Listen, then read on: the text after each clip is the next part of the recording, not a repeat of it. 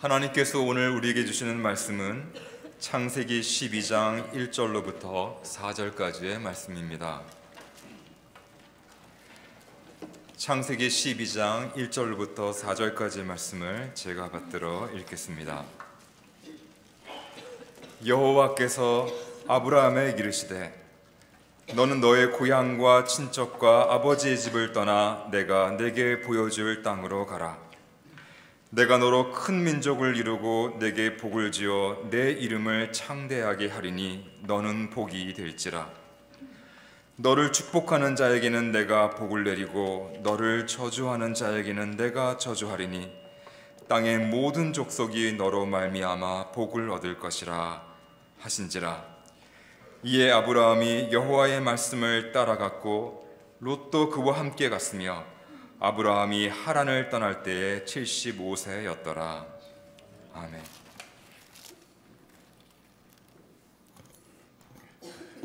우리 왼쪽 또는 오른쪽에 있는 분에게 환하게 웃으면서 인사하겠습니다. 당신의 인격이 어떠하든지 끝까지 사랑하겠습니다. 인사하겠습니다. 당신의 인격이 어떠하든지 끝까지 사랑하겠습니다.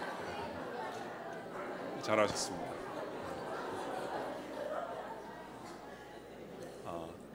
오늘은 제가 기독교 신앙의 핵심적인 내용에 대해서 간단하게 말씀을 드리도록 하겠습니다.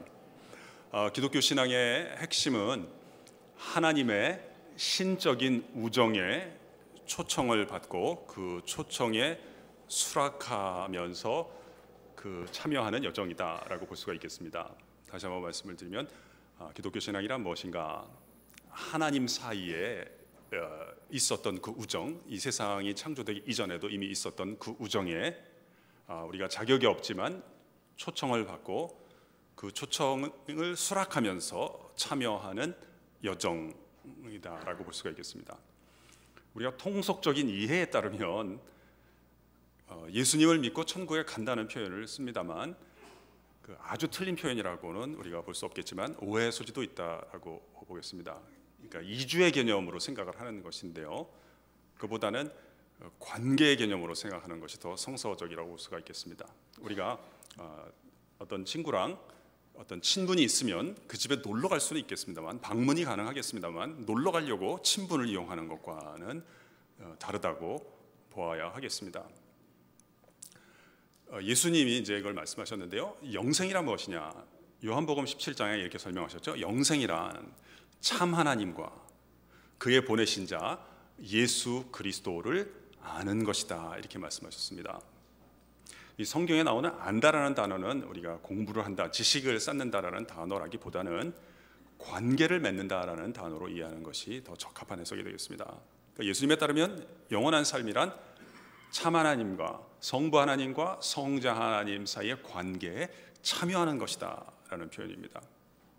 그것을 요한복음 15장에서는 우정이라고 표현하셨는데요, 내가 다시는 너희를 종이라 하지 않겠다 말씀하시면서 이렇게 말씀하셨습니다. 사람이 친구를 위해서 목숨을 버리면 이에서 더 큰 사랑이 없나니 내가 다시는 너희를 종이라 하지 아니하고 친구라 하리니 종은 그 주인의 하는 일을 알지 못함이니라, 이렇게 말씀해 주셨습니다. 공통의 관심이 있다는 거죠. 야고보서 2장 23절은 하나님이 아브라함을 칭찬하셨습니다. 아브라함이 여러 가지 모자란 점이 많았지만 하나님을 믿었다. 그랬더니 이것을 의로 여기셨고 이는 여호와의 벗이라, 친구란 말이죠. 하나님의 친구라 일컬음을 얻게 하셨다 이야기를 합니다. 그래서 오늘 성경은 아브라함이 이러한 하나님의 우정에 초청을 받는 장면을 그리는데 우리가 그 장면을 같이 보도록 하겠습니다. 1절을 제가 먼저 읽겠습니다. 여호와께서 아브라함에게 이르시되 너는 너의 고향과 친척과 아버지의 집을 떠나 내가 네게 보여줄 땅으로 가라, 이렇게 말씀을 하십니다. 우리가 성경의 일부분을 같이 따라해 볼까요? 여호와께서 아브라함에게 이르시되, 이 하나님의 우정의 초청이 어떻게 시작되는가를 알려주고 있는데요, 그것은 하나님의 부르심으로부터 시작된다는 것입니다. 여러분, 하나님은 어떤 분일까요? 내가 찾아 헤매는 대상이 아니고 나를 부르시는 분이다라고 이해를 해야 되겠습니다. 그러니까 내가 찾아서 헤맨다고 만날 수 있는 것은 아니고요. 또 하나 조심해야 될 것은 내가 만났다 그래서 그 대상이 하나님이라는 보장도 없습니다. 이게 우리가 찾아 헤매는 대상은 자신의 결핍을 해결하거나 보상하는 대상을 찾아 헤매기 때문에 만나기도 어렵고, 만났다고 해서 하나님으로 동일시하기 어렵고요. 성경에 따르면 하나님은 주체적으로 나를 부르시는 분이다 라고 이야기를 합니다. 그래서 제가 오늘 설교 내용도 그렇고, 오늘뿐만 아니겠어요? 모든 설교자들이 사실 하는 것은 가르치려고 하는 게 아니라 하나님의 부르심을 전달하는 거죠. 하나님이 오늘도 여기 앉아있는 한 분 한 분을 부르신다는 것입니다. 아가서 2장에 이런 하나님의 부르심이 있잖아요. 나의 사랑하는 자가 내게 말하여 이르기를, 나의 사랑, 나의 어여쁜 자야, 일어나서 함께 가자. 겨울도 지나고 비도 그쳤고 지면에는 꽃이 피어 새에 노래할 때가 이르렀는데 비둘기의 소리가 우리 땅에 들리는구나. 무화과 나무에는 푸른 열매가 익었고 포도나무는 꽃이 피어 향기를 토하는구나. 나의 사랑, 나의 어여쁜 자야, 일어나서 함께 가자.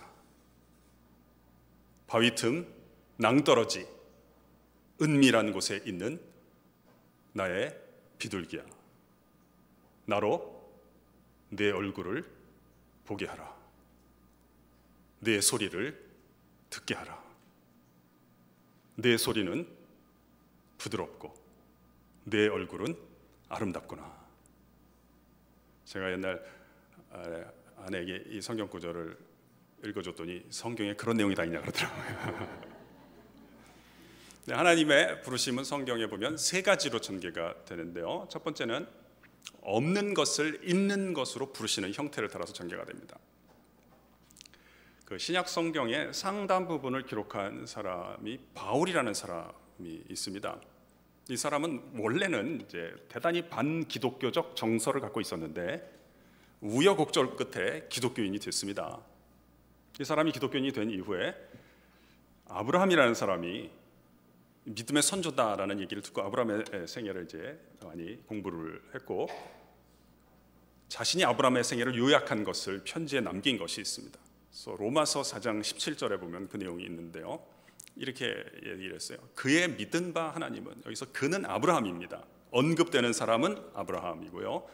글을 쓴 사람은 바울입니다. 그의 믿은 바 하나님은 죽은 자를 살리시며 없는 것을 있는 것 같이 부르시는 이시니라, 이렇게 얘기를 하고 있습니다. 이 표현이 참 아름답습니다. 중간중간에 보면 이 기록하시는 분도 계신데 대단히 좋은 습관입니다. 저는 이 정도는 예언이 가능한 사람인데요. 여러분 저의 이야기를 그렇게 유심히 주목해서 들어주시는 자세를 뵈니까 여기 계시는 분들 앞으로 다 잘 될 것입니다만 우리 적으시는 분들께서 조금 더 일찍 잘 되실 것입니다. 우리 기록하는 분들 시간 여유를 드릴 겸 안 적는 분들을 한번 따라해 볼까요? 그의 믿음 바 하나님은 죽은 자를 살리시며 없는 것을 있는 것 같이 부르시는 이시니라. 네, 옛날 성경은 있는 것 같이, 바뀐 성경은 있는 것으로 이렇게 묘사를 했는데요. 죽은 자를 살렸다는 것은 하나님이 생명이 없는 상태에 있는 것들을 생명이 있는 상태로 변화해서 부르셨다고 하는 하나의 모범적인 사례를 얘기하겠고요. 없는 것을 있는 것 같이 불렀다는 것이 신학에서는 창조라고 하는 단어의 정의입니다. 없는 것을 있는 것으로 부르시는 하나님의 전능하신 행위를 창조다라고 부르는데요. 창세기에 그런 내용이 있는데요.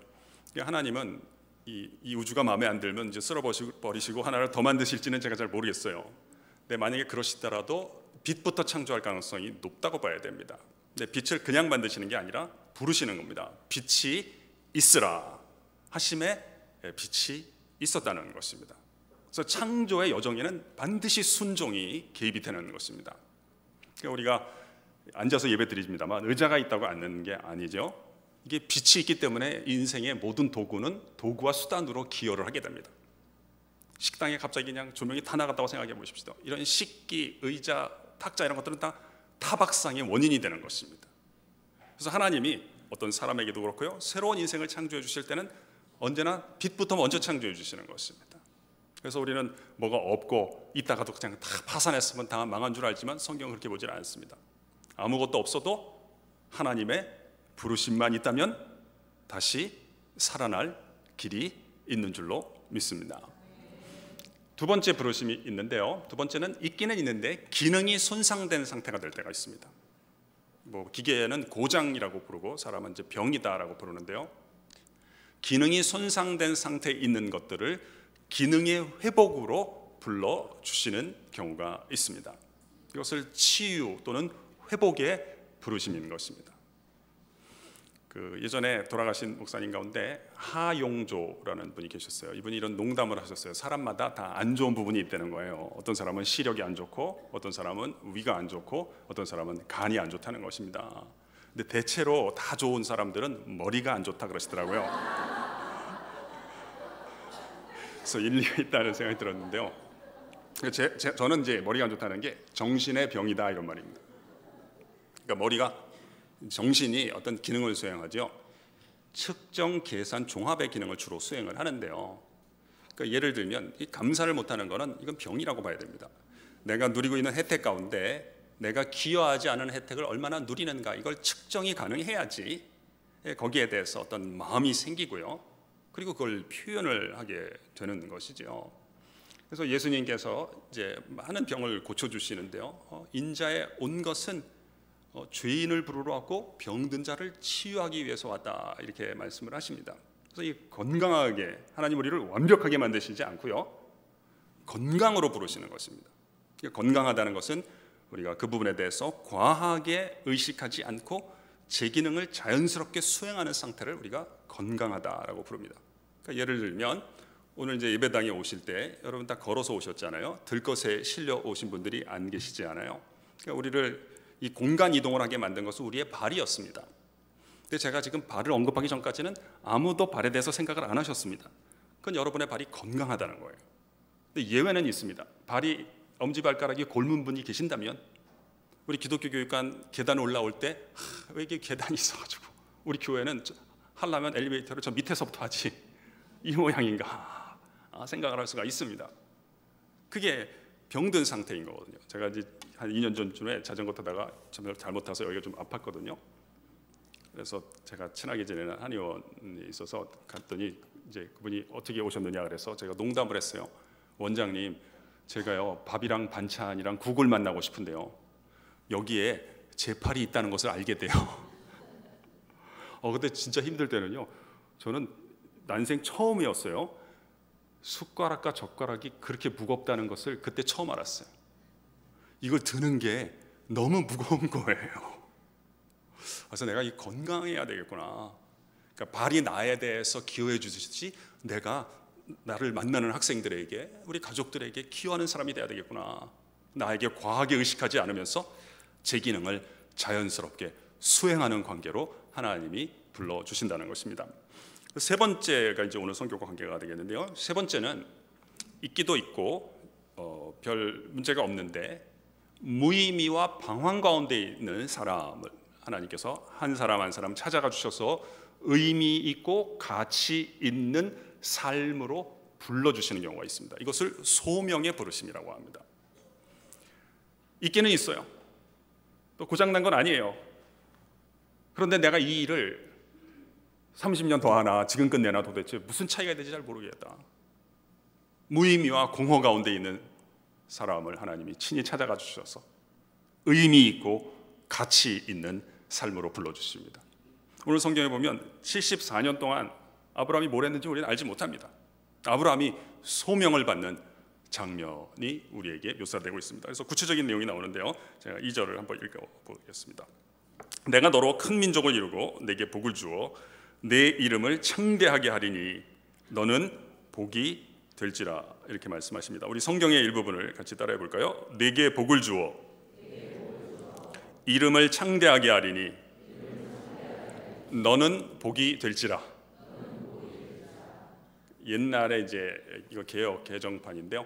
개역은 너는 복의 근원이 될지라 이렇게 되어 있는데요. 둘 다 좋습니다. 이 부분도 좋아요. 너는 복이 될지라 참 좋잖아요. 그러니까 네가 돈 옆에 있다가 가는 사람이 되는 게 아니라 네가 부요함의 통로가 될 거다 이런 거죠.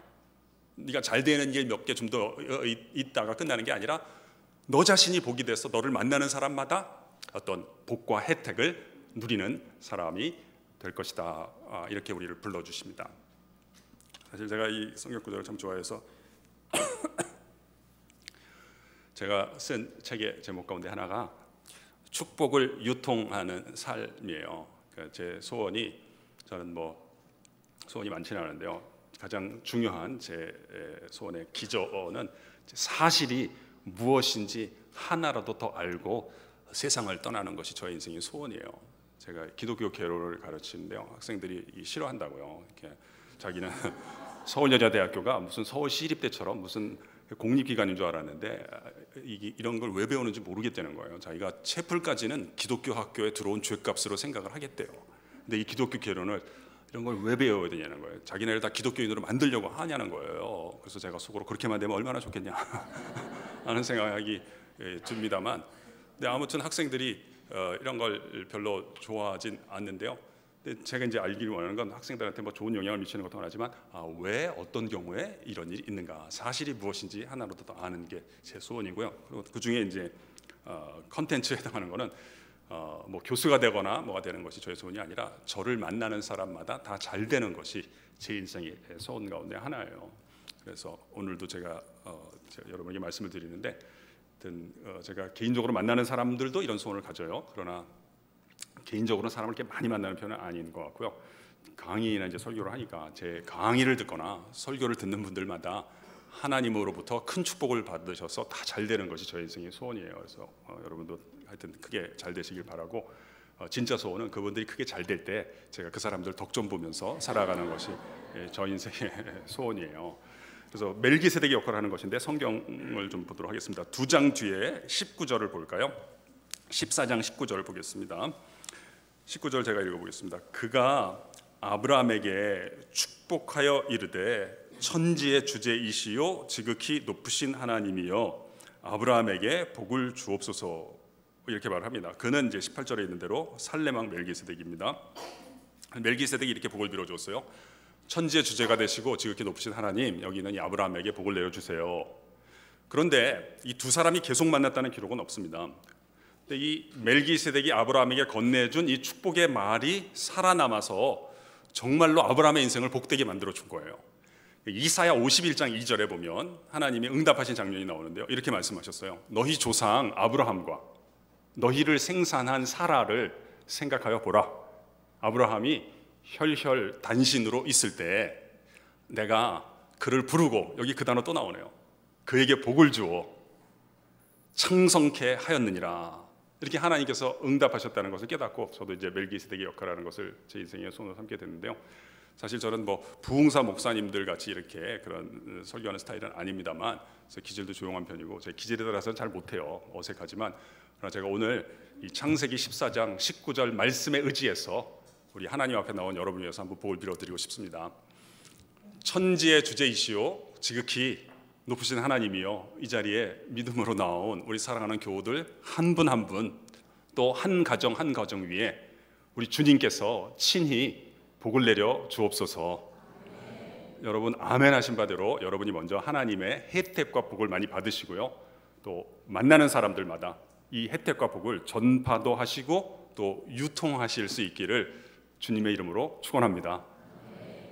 참 오늘도 아름다운 아침입니다. 혹시 여러분 가운데 저도 좀 하나님의 혜택을 옮기고 싶은데 어떻게 하다가 좀 상처를 많이 옮기게 되고 그러는데 어떻게 하면 좋을지 모르겠어요. 이런 이제 물음을 갖고 계신 분들은 제가 도와드릴 수 있겠는데요. 사실 마음에 소원이 있다는 것은 하나님의 뜻이 있다고 봐야 돼요. 빌립보서 2장 13절에 이렇게 말씀하시거든요. 하나님은 당신의 기쁘신 뜻을 따라서 우리 안에 소원을 두고 행하신대요. 그러니까 소원이 있다는 건 하나님의 뜻이 있는 거예요. 그런데 이제 소원은 있는데 결과가 잘 안 생길 경우는 그건 제가 좀 도와드릴 수가 있어요. 그건 왜 그러냐면 내 안에 과정을 소홀히 여기는, 무시하는 습관이 있기 때문에 그렇거든요. 그것만 조금 고치면 되는 거예요. 그러니까 예를 들면 우리 가운데 이제 중간중간 청년들이 있는데 여러분 가운데 이제 결혼의 길이 좀 열렸으면 하는데 아직 잘 안 열리는 경우가 있잖아요.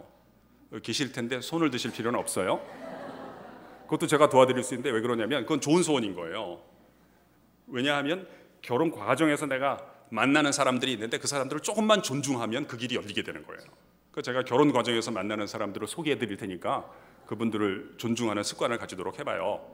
여러분 누구랑 결혼하게 되냐면 여러분이 사는 곳이나 활동하는 곳, 지금 이제 교회 와서 활동하시잖아요. 활동하는 곳에서 반경 1km 이내에 있는 사람들, 그 뒤에도 또 있으니까 너무 실망하지 마세요. 반경 1km 이내에 있는 사람들 또는 그 사람들이 소개해 준 사람과 결혼을 하게 돼요. 그러니까 좀 호감이 있는 사람들이 있으면 좋은 친구가 됐으면 좋겠어요. 호감이 있다 그래서 너무 일찍 부부 행세하는 건 저는 좀 반대거든요. 그거보다는 설레는 마음을 내려놓고라도 공통의 관심을 갖고 2시간, 3시간 이야기를 나눌 수 있는 친구가 되는 게 좋아요. 그리고 정말 좋으면 사귐을 가져보고 얘랑 오늘도 만나고 다음 주도 만나는데 참 한두 달은 좀 아쉽다. 한 3, 40년 동안 같이 우정을 쌓고 싶다. 그러면 결혼을 생각해 볼 수 있는 거예요. 그러면 이제 부모님이랑 좀 상의를 해서 부모님의 허락을 맡으세요. 만약에 아빠가 좀 반대할 것 같으면 제가 가르쳐 드릴 테니까 그것도 그냥 하지 마시고 이렇게 하세요. 걔를 먼저 소개하지 말고 이상한 애를 먼저 한번 보여드리고 그 다음에 이제 얘를 소개하는 게 좋아요. 그래서 아빠가 마음에 안 들지만 옛날에 데리고 왔던 그놈보다 낫구나 싶어서 반대를 안 할 수 있도록 도움을 드리는 거예요.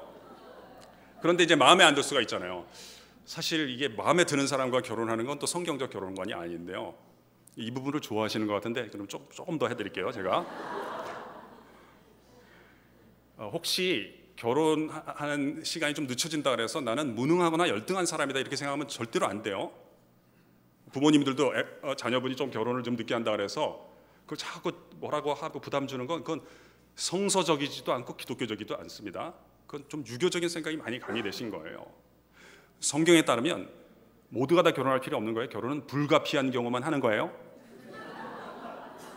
그러니까 언제가 불가피한 경우예요? 내가 하나님의 부르심을 따라서 쓰임 받아야 되는데 지금 성격이 워낙 모관하기 때문에 이 사람과 살면서 다듬어지는 것이 하나님의 뜻이구나 하는 확신이 올 때만 하는 거예요. 그러니까 성경의 결혼 개념은 돕는 배필인 거예요. 그러니까 온전한 사람들은 결혼할 필요가 없어요. 그냥 그렇게 살면 되는 거예요. 그러니까 저처럼 저는 좀 생각이 극단적이거든요. 그러니까 이 사람과 살면서 다듬어지는, 그 사람도 마찬가지겠죠. 나와 살면서 다듬어지는 것이 하나님의 뜻이구나 하는 확신이 올 때 하는 거거든요. 근데 요즘은 그런 성경적인 결혼관보다는 그냥 데리고 다니기에 같이 다니기에 안 창피한 애였으면 참 좋겠다 이런 생각을 하니까 만나고 그냥 딱 대화를 해보고 이렇게 서로 맞는가 돕는 배필인가를 보면 좋겠어요. 근데 그걸 안 하고 그냥 실망을 하는 거죠. 왜 나한테는 저런 애들만 걸릴까? 뭐 괜찮아요. 왜냐하면 저쪽에서도 똑같은 생각을 하겠잖아요. 우리 학생 가운데 아버님이 이제 굉장히 저명한 수필가가 있는데 이 부모님이 식당에서 식사하시다가요 옆 테이블에 우연히 맹인분들이 소개팅하는 자리가 있었대요. 근데 우연히 얘기를 듣게 됐는데 이분들이 30분, 1시간 반 동안 서로에 관한 얘기를 주고받으면서 너무 그 얘기가 좋더라는 거예요. 우리는 눈이 있기 때문에 그게 안 되는 거예요.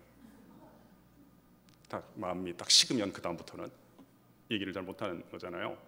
그러니까 마음에 안 들 수 있어요. 왜냐하면 서로의 유전자, 기질이 다르기 때문에 취향이 다른 거거든요.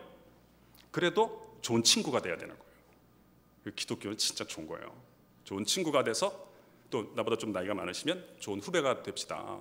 그래서 그 친구 또는 그 선배님으로 하여금 또 서로가 서로에게 나에게 결혼할 사람을 소개해 주도록 만드는 힘이 있으면 그 다음 길이 이제 열리게 되거든요. 그것도 역시 마찬가지예요. 나도 좀 하나님의 혜택을 많이 옮기고 싶다. 너무 좋은 소원이에요. 하나님이 대체로 마음을 주시지 않아요. 능력도 주세요. 대체로 주세요. 그 다음에 이제 과정을 우리가 존중하는 습관을 들여야 되겠는데요. 어떻게 하면 되냐면 내가 잘못해서는 게 아니라 그것도 결과고요. 원인을 찾아야 되겠어요. 내가 매일 자주 만나는 사람들이 복을 못 받으니까 나까지 덩달아 피해를 받는다고 봐야 돼요. 그래서 이걸 축복의 법칙이라고 하는데요. 하나님께서는 나에게 복을 주실 때는 곧바로 복을 주시지 않고요. 오늘 내가 만나는 사람들이 나보다 먼저 잘 되게 하시고 그 사람들을 통해서 나에게 복을 내려 주신다라고 하는 원리예요. 이게 중요하니까 우리 적는 분들이 계시니까 안 적는 분들은 같이 한번 우리가 따라해 보도록 해요. 축복의 법칙이란 하나님께서 나에게 복을 주실 때는 오늘 내가 만나는 사람들이 먼저 잘되게 하시고 그들을 통하여 나에게 복을 내려 주신다는 것입니다. 우리 적으시는 분들은 먼저의 밑줄을 그으시면 좋겠어요. 우리가 열심히 해도 잘 안 되는 건 대체로 어딘가 순서를 어기고 있다는 것을 잘 알았으면 좋겠고요. 그래서 오늘 밤부터 적용하면 이렇게 되겠어요. 오늘 만났던 사람들을 잘 기억을 하면서 그분들이 잘 되도록 복을 비는 거죠. 또 내일 출근해서 만날 사람들을 그려 보면서 그 사람들을 축복을 하면 우리가 자연적으로, 다시 말하면 계절이 바뀌어가면서, 보통 계절이 한 몇 번은 바뀌어야 돼요. 몇 번의 가을을 만나면서 그 다음에 길이 열리게 되겠습니다. 3절을 보도록 하겠습니다. 너를 축복하는 자에게는 내가 복을 내리고 너를 저주하는 자에게는 내가 저주하리니 땅의 모든 족속이 너로 말미암아 복을 얻을 것이라 하신지라. 우리 성경의 일부분을 또 같이 따라해 볼까요? 내가 복을 내리고 내가 저주하리니 땅의 모든 족속이 너로 말미암아 복을 얻을 것이라. 네, 설명이 도움이 됐으면 좋겠고요. 그보다는 이 말씀이 남았으면 좋겠어요. 여기 보면 하나님이 내가 복을 내린다. 누가 너에게 혜택을 주더라도 내가 복을 내린다는 것을 꼭 기억을 하라. 두 번째, 너를 힘들게 하는 사람이 있을 때 내가 책임질 테니까, 저주할 테니까 나에게 맡겨라 하는 것입니다. 예를 통해서 우리가 적용을 시도해 보겠습니다.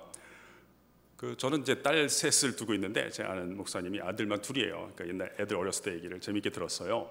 그러니까 애들이 어렸을 때 아이스크림 이렇게 사주면 이 형이 좀 약아가지고요, 자기 것을 빨리 먹어버리고 동생을 살살 꼬신대요. 야, 우리 가위바위보를 해서 이긴 사람이 한 입씩 빨아먹게 하자. 그러니까 동생이 싫다 그러면 좋은데 형이 또 보면 너무 약아가지고 처음에 두세 번은 꼭 일부러 져준대요. 이 모든 사기꾼들의 속성이죠. 또 그 사이에 먹어버리면 좋은데 동생이 또 이기는 기쁨에 도취가 돼가지고 이게 살짝 핥고 또 한다는 거예요. 그러면 세 번째나 네 번째 이기잖아요. 형이 한 입에 다 먹어버린대요. 그럼 동생이 통곡을 하는데 얘가 울 때 보면 형을 향해서 울지를 않고 꼭 안방을 향해서 운다는 거예요. 이 동생의 깨달음과 지혜가 있는 거예요. 뭘 깨달았어요? 이 동생도 얘도 나름대로 험악한 인생을 살아오내지 않아요. 이 험악한 세월 가운데 자신의 형의 속성을 깨달은 거죠. 형은 자기 아이스케이크를 빼앗아갈 능력은 있어도 복구해줄 능력은 없다. 그러니까 다시 사주면 누가 사주겠어요? 부모님이 사주시잖아요. 그러니까 형 들으라고 오는 게 아니라 엄마 아빠 들으라고 우는 거예요. 이것을 전문적인 용어로 영적인 싸움이라고 하는 거예요. 어떤 사람 두고 저 사람 때문에 힘들게 됐다 그래서 자꾸 이렇게 생각하고 그러는데요. 이것을 이제 이 정죄에 의한 예배라고 볼 수가 있거든요. 자꾸 집착하다가 자신의 마음과 생각을 주는 거예요. 닮아버려요. 그래서 그런 말도 있어요. 인간의 정신은 부정문을 알지 못한다. 나는 아빠 싫어, 저렇게 안 될 거다. 부정문을 알지 못하는 거예요. 나는 가난이 지긋지긋해. 부정문을 알지 못하는 거예요. 아, 이게 작은 게 있어도 다른 사람에게 이렇게 나눠주는 게 참 복된 삶이구나. 나는 부요함의 혜택을 내 규모에서, 하나님이 규모를 넓혀주면 그때에서 지금 규모라도 누리고 끼치면서 살고 싶다. 집착은 병든 예배인 것입니다. 그래서 하나님을 예배하게 될 때 이 집착에서부터 벗어나게 될 수 있고요. 마지막 4절을 우리가 보도록 하겠습니다. 이에 아브라함이 여호와의 말씀을 따라갔고 롯도 그와 함께 갔으며 아브라함이 하란을 떠날 때 75세였더라. 이렇게 얘기를 합니다. 또 우리가 성경의 일부분을 같이 따라해 볼까요? 말씀을 따라갔고 롯도 함께 갔으며 75세였더라. 참 75년 동안 뭘 했는지는 우리가 모르겠지만 아브라함의 진정한 인생은 이때부터 시작이 됐다는 건데요. 특별히 이 말씀이신 하나님을 따라가게 될 때 인생의 새로운 지평이 펼쳐진다는 것을 우리에게 알려주고 있습니다. 우리 기독교는 하나님이 말을 한다고만 보는 게 아니라 말씀이 하나님이시다라고 봅니다. 여러분, 이 자리에 만약에 하나님이 살아계신다고 여러분 믿으신다면 어디에 살아계실까요? 지금 내 귀에 들리는 이 말씀 속에 하나님이 살아계시는 겁니다. 우리는 설교자가 말을 한다고 보지 않아요. 그 유신론은 그렇게 보는 거예요. 설교자가 하나님의 말씀을 전한다. 우리 기독교는 말씀이신 하나님께서 때로는 사람을, 때로는 돌들을 고용하신다는 거예요. 사건을 고용하신다는 거예요. 우리가 말씀을 다 이해하는 날이 올까요? 다 지키는 날이 올까요? 모르겠어요. 우리는 말씀을 수입을 해서, 성경은 영접이라고 합니다만 저는 수입이라는 단어를 그냥 쓰겠습니다. 말씀을 수입을 해서 내 안에 넣어두면, 적용을 하면 관계가 달라지고, 나와의 관계가 달라지고, 가까운 사람들과의 관계가 달라지고, 나의 환경과의 관계가 달라지고, 미래가 새롭게 되는 기적을 체험하게 되는 것이 기독교다 하는 건데요. 제가 우스갯소리 하나 하고 매듭을 짓도록 하겠습니다. 제가 95년부터 학교에서 학생들과 같이 지냈어요. 지금 애들이 많이 컸지만 옛날에 이제 어렸을 때인데요. 한 번은 어떤 여자 교수님 댁에 놀러 갔다 왔어요. 근데 그분이 좋은 분인데 결혼 안 하고 그냥 혼자 사셨거든요.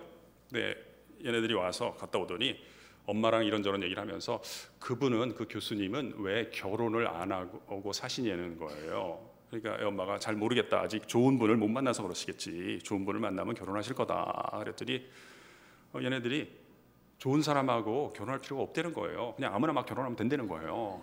그래서 제가 좀 실수를 하고 있었는데, 근데 엄마는 이렇게 묻더라고요. 너희들은 왜 그렇게 생각하니? 그랬더니 애들 말이 좀 걸작인 게, 사람은 나이가 들면 다 쭈글쭈글해지기 때문에 아무나 막 그냥 결혼하면 된다는 거예요.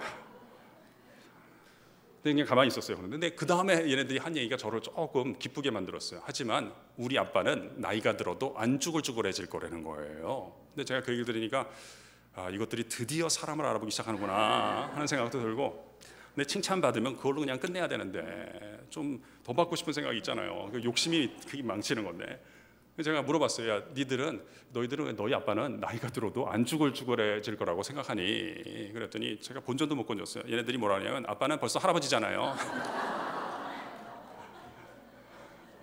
본전도 못 건졌어요. 근데 우리 애들이 모르고 한 얘기지만 저는 살아보니까요, 야, 여기에 진리가 있구나 하는 생각이 들었어요. 이게 우리가 이익을 따라가면 사람을 잃어버리게 되는 경우가 많아요. 또 사람을 따라가면 또 말씀을 놓치게 되는 경우가 많고 그런데요. 이 세상에 많은 좋은 것들, 좋은 관계들이 있는데요, 가장 좋을 때 있죠. 몰락직전인 경우가 많더라고요. 하나님은 시기하는 하나님, 질투하는 하나님인데요, 감정적 미성숙으로 해서 질투하는 게 아니라 당신 자신을 주시지 않고 다른 혜택을 주실 수는 없는 거예요. 이 말씀을 따라가게 될 때 다른 모든 것들이, 하나님과의 우정이 시작이 될 때 다른 모든 것들이 펼쳐지게 되는 겁니다. 그러니까 하나님이 요셉과 함께하며 요셉이 형통하게 됐다 그러는데, 그게 종이었다가 형통하게 되니까 자유인이 된 게 아니더라고요.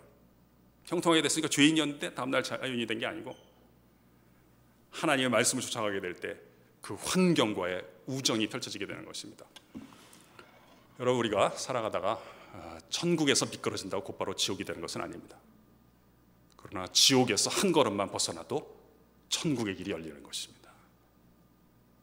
기독교는 복음인데요, 복음이란 무엇일까? 많은 사람들이 지옥과 같은 현실을 살아가고 있는 것입니다.